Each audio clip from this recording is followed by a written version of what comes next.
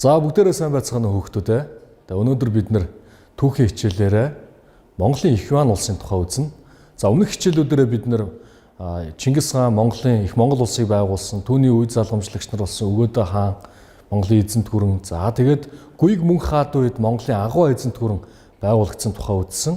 За тэгэхээр өнөөдөр бол бид нэр Монголын эзэнт гүрний үргэлжлэл болсон Монголын Их Юан улсын тухай үзэх нэ.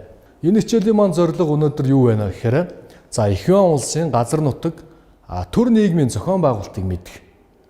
За энэхүү зорилгын хүрээнд бид нар дараах зорилтуудыг дэвшүүлж байна. За үүнд нь Их Юан улсын газар нутаг хил хязгаарыг газрын зураг дээр заах. За мөн Их Юан улсын нийгмийн анги бүлгүүдийн хоорондыг ялгаж таних. За түүхэн их сурвалжийг шинжилэн судлах замаар засаг захиргааны нэгжийн бүтцийг ойлгох гэсэн дараах гурван зорилтуудыг дэвшүүлсэн байна.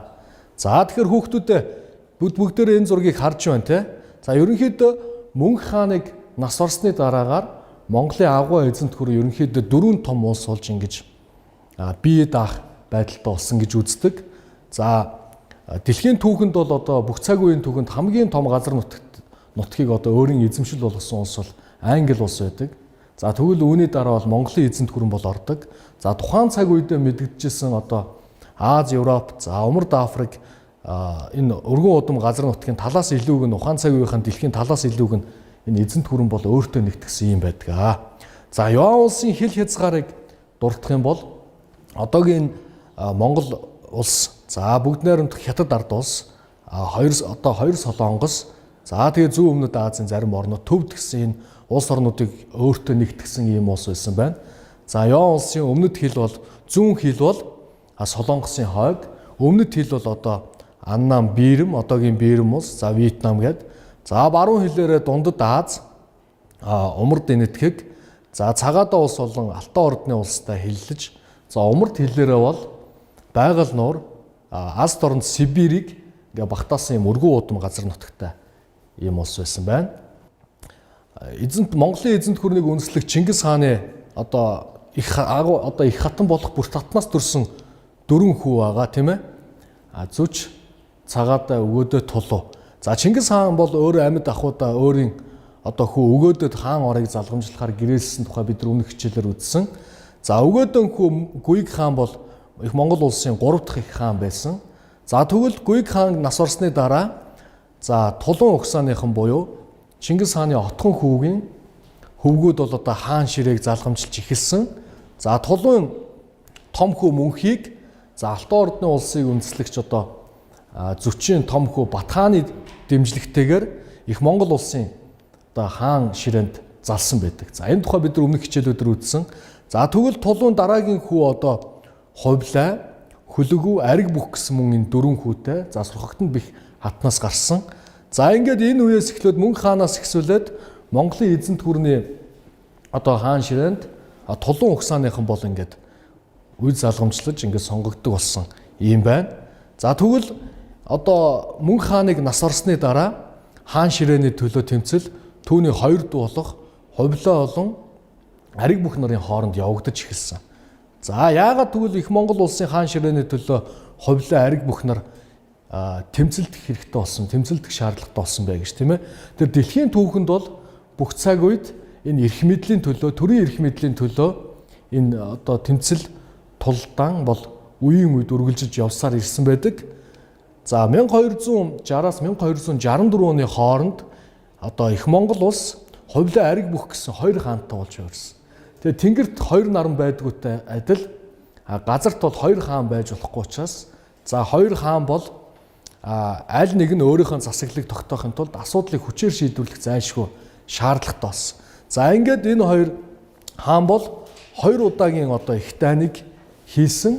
За энэхүү дайн тулааны тухай Рашид ад-Дины Содрын чуулганд энэ зураглалыг жишээ нь харуулсан байна. Монголчууд хоорондоо байлцсан тухай. Тэгэхээр одоо Хувлайн хувьд бол Хятадд өмнөд сүм улсыг байлдан эзлэхээр одоо Монголын эзэнт гүрний хамгийн шилдэг зэрэг түүний бүрэлдэхүүнд байсан. За Ариг бүх бол хар хором хоттой, Хувлай бол Кайфанд тус өөрсдөө их хуралдаа зарлж өөрсдөө Монголын их хаан хэмээн зарласан. За ингээ 2 удаагийн том дайны үр дүнд Хувлай хаан Ариг бүх хааныг ялж одоо Монголын эзэнт гүрний одоо одоо хаан ширээг ингэж авсан байж байгаа.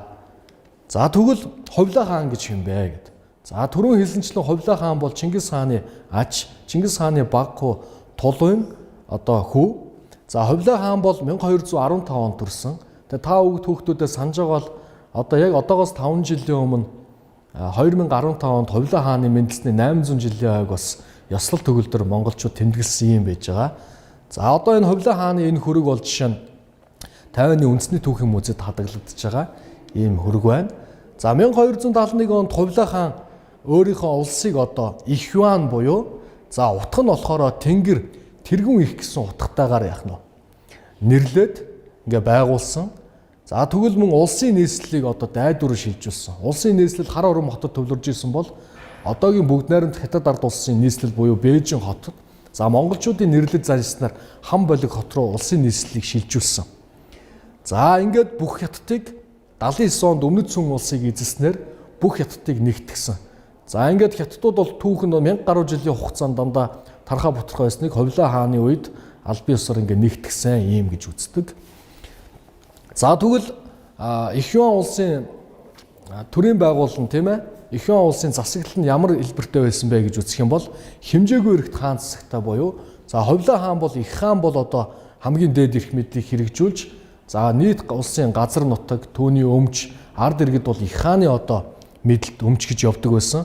За их хааны доор төвлөн завсах яам гэж одоогийн Монгол улсын одоо төрийн байгууллагатай одоо харьцуулах юм бол засгийн газар тийм ээ. За төвлөн засах яам. За төвлөн засах яамны доор болохоор шүүх яам, цэргийн яам, сангийн түшмэд, ёслол үйлдвэрийн гэсэн 6 яамтай. За одоогийн Монгол улсын энэ яамдууд төрийн байгууллагатай харьцуулах юм бол шүүх яам бол одоо хууль зүйн яам гэдэг юм уу тийм ээ. За цэргийн яам бол батлан хамгаалах яам гэдэг юм уу. За сангийн яам болохоор энэ хүмүүсийгээ бүртгэлжүүлээд ард иргэдийг бүртгэлжүүлээд тэднээс татвар хураамж авах энэ чиглэлийн үйл ажиллагааг явуулдаг байж. За түвшиндийн яам гэх юм бол одоо төрийн албаны зөвлөл гэдэг шиг одоо төрийн албанд чадвартай ийм хүмүүсийг дэвшүүлэх, за чадваргүй хүмүүсийг бууруулах, за төрийн албаны шалгалтыг нэгдсэн журмаар зохион байгуулах гэх мэт ажлыг хэрэгжүүлдэг түвшиндийн яам гэж байж. За ёслолын яам гэхээр одоо их хуралдаа хуурах тийм ээ. За одоо төрийн ёслол төгөлдөр үйл ажиллагааг нарийн зохион байгуулах. За бид нар жишээ нь улсын баяр наадмаар баяр наадмын комисс гэж байгуулагддаг. Яг энэ шиг одоо үйл ажиллагааг ёслолын яам хэрэгжүүлдэг гэж. За тэгвэл хүүхдүүдэд үйлдвэр яам гэж ямар яамыг хэлдэг байсан бэ гэхээр одоогоор тухайн үед за мал аж ахуй газар тариалангаас бусад за хятад бол эртнээс торг за шаазан урлалаараа тийм ээ алдартай. За ингээд торг болон шаазан урлалын үйлдвэрлэл, гар урлал, гар үйлдвэрлэл. За тэгээд далайн одоо гаралтай одоо загасчлал гэдэг юм ан агнур энтэй холбоотой үйл ажиллагааг чиглүүлдэг төрийн байгууллага бол үйлдвэр яам bijээ. За ингээд их хааны доор төвлөн засах яам, төвлөн засах яамныхаа доор энэ 6 чиг үүрэг бүхий яамдууд төрийн үйл ажиллагааг өдөр тутмын үйл ажиллагааг чиглүүлэн явуулдаг байж. За тэгвэл Их Юан улсын нийгмийн нийгмийн анги давхраажилт нь ямар байсан бэ? За энэ тухай бүгдээрээ за ингээд пирамид хэлбэрээр авч үзэх юм бол Их Юан улсын нийт хүн амыг дотор нь 4 хэсэгт хуваадаг байж. За хамгийн дээд ангид болохоор монголчууд орно. Ер нь дэлхийн түүхэнд аль ч улс үндэстэн одоо эзлэн авсан газар нутагтаа бол өөрсдийн засаглалаа тогтоон барихын тулд нийгмийн давхраажилтын дээд хэсэгт бол өөрсдийнхөө хүн амыг мэдээж байгуулдаг одоо байршуулдаг. За энэ ёсоор бол монголчууд бол энэ Юан улсын хамгийн дээд давхраанд монголчууд орсон. За хоёр дахь хэсэгт нь өнгөт нүдтэн буюу одоо энэ уугур, араб, перс хүмүүсийг оруулдаг. За альва одоо мууж тийм ээ засаг захиргааны нэгжийн тоон томилсон даргаар нь бол дандаа монгол хүн. За түүний доор бол өнгөт нүдтэн буюу араб, перс, уугур хүмүүсийг одоо дэд даргаар нь юм уу томилж ингэж төрийн албанд ажилуулдаг гэсэн жишээ. За гурав дахь хэсэгт нь болохоор умард хятадын ард иргэд. За энд нь одоо зөрчид хятан угсааны одоо хүмүүс ордог байсан. За анги бүлгийн хамгийн сүүлийн давхраа буюу дөрөв дэх хэсэгт нь болохоор за өмнөд хятадын Нанхиад иргэд ордог. За яагаад үг гэвэл за жишээ нь Өмнөд Сүн улсыг хамгийн сүүлд одоо эзэлсэн энэ дайныг одоо монголчууд 30 гаруй жил хийсэн юм том дайн. За ийм учраас одоо хамгийн анги бүлгийн хамгийн сүүл хэсэгт нь одоо өмнөд хятад хүмүүсийг ингэж оруулсан байдаг юм байна. За энэ тухай бол одоо Юан улсын одоо түүхэнд тэмдэглэж ингэж үлдсэн байдаг байна. За тэгвэл одоо бүгдээрээ Юан улсын хууль цааз ямар одоо хууль цааз үйлчилж ирсэн бэ гэх юм бол за их Монгол улсын үеэс Чингис хааны эгцэг хууль бол мэдээж үйлчилж ирсэн. Тэгвэл Юан улсын одоо гол хууль нь болохоор Юан улсын нэвтрхий дүрм гэж нэрлэгдсэн одоо энэхүү хууль дүрм Юан улсын нийт газар нутагт үйлчилж ирсэн. За Юан улсын засаг захиргааны бүтэц тэгвэл энэ дүрмд зааснаар юу гэж байсан бэ гэх тэгэхээр за эхлээд мужтай. За Юан улсыг бол одоо 11 мужтай гэж түүхэнд тэмдэглэсэн байна. За мужуудын дор зам, за тойрог, хошуу, за сум гэсэн ийм засаг захиргааны бүтцтэй байсан байна. За засаг захиргааны нэгж бүтэц гэж юу хэлээд байна гэхээр жишээ нь одоогийн Монгол улсын хэмжээнд авч үзэх юм бол одоо нийслэл, дүүргэн дотроо хороодод, хороо нь хэсгүүдэд хуваагддаг. За хөдөө орон нутагт бол аймаг, за сум гээд сумын дотроо багуудад хуваагддаг. За энэ шиг ийм засаг захиргааны бүтэц зохион байгуулалтыг Юан улсын үед бол эдгээр энэ мууж зам тойрог хошуу сум гэсэн хэлбэрээр зохион байгуулсан юм байжээ. За энэ тухай болохоор Юан улсын судрын 58 дугаар дэвтэрт энэ тухай одоо тэмдэглэгдэж үлдсэн байсан байна. За ингээд бид нар судрын чуулган, Юан улсын судр, за Юан улсын нэвтрхий дүрм гэх мэт одоо их сурвалжуудтаас энэ хичээлээр танилцж байгаа бах. За одоо бүгдээрээ өнөөдрийнхээ хичээлийг баттгаад явъя. За Юан гэдэг баттгал нэг дээр Юан гэдэг одоо үг ямар утгатай вэ гэсэн. За эхний слайдн дээр гарсан тийм ээ. За энэ хоёрдугаар асуулт болохоор хүн амыг яагаад дөрвөн зэрэглэл болгосон бэ? За дээрх хоёр асуултаа хүүхдүүдэд бодъё. За өнөөдрийн маань хичээл бол сурах хүчгийн 105, 106 дугаар хуудсанд байж байгаа. Та бүгд сурах хүчгээ ашиглаж болно. Дэвтрээ гаргаад ашиглаж болно. За Юан гэдэг нэр ямар утгатай вэ гэдэг асуултанд. За бидний сурах хүчгэн дээр байж байгаа. За Юан гэдэг нэр бол тэргүүн их тэнгэр гэсэн утгатай гэдэг тийм ээ. Тэгээ ер нь эртнээс монголчууд одоо жишээ нь Чингис хааны Хаспуу тамга, Гүйг хааны тамган дээр Монголын хаадыг бол Далай их хаан гэдэг байсан тийм ээ. Далай тэнгис мэт агуу. За тэгвэл хамгийн агуу том одоо тэргүүн зүйл бол тэнгэр юм аа. Хөх тэнгэр юм аа. За энэ утгаараа улсаа бол одоо агуу хүчлэхэг тэнгэр мэт гэдэг энэ одоо биелэгдлэр энэ нэрийг авсан байна. За дараагийн асуулт болохоор хүн амыг яагаад дөрвөн зэрэглэл болгосон бэ гэх тийм ээ. За тэгэхээр аливаа нийгмийн бүтэц зохион байгуулалтыг одоо гаргахдаа одоо Юан улс бол одоо 100 гаруй сая хүмүүнийг өөртөө нэгтгсэн маш өргөн уудам газар нутагтай юм улс орон эзэн түрэн байсан учраас за төрийн үйл ажиллагаа явуулах үүднээс хүмүүсийг ингээд зэрэглэсэн. За ямар учир шалтгааны улмаас их юм бол одоо сүүлд эзэлж авсан Өмнөд хятадыг хамгийн доод зэрэг болгосон гэдэг өмнөх түрүүний слайдн дээр багш нь тайлбарлаж ярьсан байж байгаа. За ингээд энэ асуултанд хариулах нь байна. За одоо дараагийн баттгал руугаа оръё. Баттгал асуулт руугаа. За баттгал 2. За Юан улс хэдэн мужид хуваагддаг вэ? За хоёр дахь асуулт Юан улсын засаг захиргааны нэгжүүдийг нэрлэнэ үү гэдэг. Сурах хүчийнхаа тусламжтайгаар энэхүү асуултанд хариулаарай хүүхдүүдээ. Гарч ирсэн 4 дахь слайдн дээр гарч ирсэн тийм ээ. За Юан улс одоо Юан улсын нэвтрхий одоо дэвтэр одоо 58 дугаар дэвтэр дээр 11 мужтай гэж заасан байсан тийм ээ. Юан улс л 11 мужаас. За энэ 11 мужаас жишээ нь одоо лимбэ буюу одоо хятадаар лимбэ буюу одоо монголоор орчуулахаар болохоор давааны арын муж бол одоогийн Монгол улсын нутаг дэвсгэр ерөнхийдөө хамаарч ирсэн.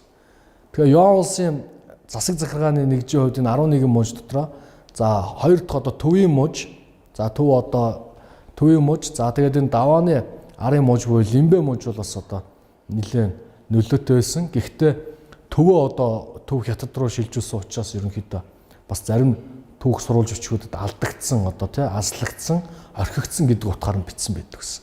За тэгвэл Ховлоо хааны үеэс энэ бас одоо үндсэн Монголын газар нутагт онцгой анхаарч исэн. За одоо дараагийн хаан бол одоо Хунтайж гэдэг одоо цолыг гаргаад өөрийнхөө хүүг одоо энэ хаанчлалын хугацаанд одоогийн Монгол нутагт за лимбэ буюу одоо энэ мужийг одоо Монгол нутгийг захируулад дараагийн их хаан бол одоо энэ ширээнд суудаг юм уламжлалыг энэ үеэс бий болгосон байдаг. За тэгэхээр ийм 11 мужтай байх нэ. За. За тэгвэл Ихюан улсын засаг захиргааны нэгжүүдийг нэрлэнэ үү гэдэг. За бид нар засаг захиргааны нэгжүүдийг түрүүний энэ слайдаас харсан тийм ээ. 11 муж, зам, тойрог, хошуу, сум гэсэн юм засаг захиргааны нэгжтэй гэдээ үзсэн байж байгаа. За одоо бүгдээрээ дараагийн баттгал руугаа оръё. Дараагийн баттгал асуулт руугаа. За баттгал асуулт 3. За Ихюан улсын газар нутгийн 4 захыг нэрлэнэ үү гэж. За багш нь хичээлийн ихэнд мөн ярьж исэн тийм ээ. За зүүн зүгд болохоор Солонгосын хойг, өмнө зүг зүүн өмнөд Аз, өмнөд Хятад, одоогийн Бирм, Вьетнам, за Мянмар улсуудтай ингээ. За баруун зүг болохоор Цагаатаа улс, за төвдийн баруун хэсэг, за умар зүг болохоор Сибирь тийм ээ. Тэгэхээр энэ ч бас нэг юмыг тодтох хэрэгтэй. Ян улсын бүрэлдэхүүнд одоогийн энэ Хятад, Монгол, Төвд, Солонгос ингээ багтаж байгаа. За үүнээс гадна Ян улсын бүрэлдэхүүнд Ян улсын засаглалыг хөлөмжшөөрөөд Ян улсад одоо жил болгон татвар төлдөг ийм одоо улс орнууд зөндөө байна. За зүүн өмнөд Азад одоо ингээд Бирм, Вьетнам тийм ээ, Мянмар гэж. За ингээд умард энэтхэг. За тэгээ бүр Хувлаа хааны үед одоо усан цэргийн флотыг өндөр түвшин зохион байгуулснаар одоо энэ Ява, Суматра арлуудыг хүртэл яах нь өөрсдийн захиргаанд одоо төлөөлөгчдөө суудаг ийм дарга суулгадаг ийм байсан гэж үздэг.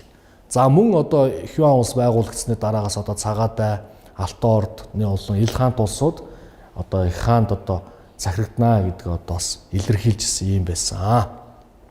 За яагаад Ихюан улсын нийслэл одоо Ихюан улсын нийслэл дайдуу нь одоогийн ямар хот вэ гэж. За энэ тухай багш нь бас хичээлээр хэлсэн байж байгаа. Одоогийн бүгд найрамд Хятад ард улсын нийслэл Бээжин хот. За монголчууд бол дайдуу хам балиг гэж нэрлэдэг. За ийм хот байна. За 3 дугаар асуулт. Давааны арын мууж гэсч ямар одоо газар нутгийг хэлж байна вэ гэдэг. Давааны арын мууж.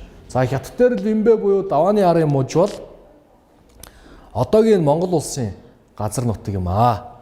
За хамгийн сүүлийн баттгал 3-ын асуулт бол Ихюан улсын бүрэлдэхүүнд байсан улсуудыг заана гэж байна. За би түрүү хэлсэн. За монголчууд өөрсдөө хятадын газар нутгийг тэржихтэй Солонгос, за Төвд, за ингээ харьяанд мөн олон ийм улсууд байсан гэдэг.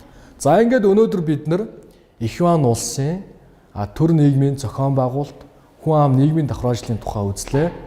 За дараагийн хичээл хүртлээр хүүхдүүд сурах хүчийнхаа дасгал ажлыг ажиллаад ирээрээ. Анхаарал тавьсан явдалд баярлалаа.